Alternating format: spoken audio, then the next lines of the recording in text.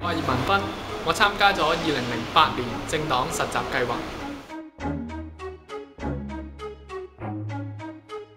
作為一個20多歲嘅年青人，我希望可以透過我所學，更加了解香港、認識香港，繼而咧就服務香港嘅社會。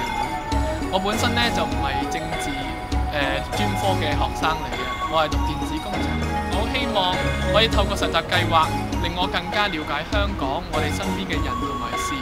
等到咧我哋可以喺將來畢業嘅時候咧，多一個選擇，做自己喜歡做嘅事。其實咧選擇做呢行嘅時候咧，我都曾經好認真咁考慮過。咁當然啦，即係選擇職業或者係事業嘅時候，都希望可以揀一份自己中意嘅工作，迎合到自己嘅理想嘅話咧，我哋做嘢自然可以事半功倍。我決志喺我畢業之後咧，亦都要投身社區嘅工作，等我可以繼續累積經驗，去更好咁樣為我哋嘅社區服務。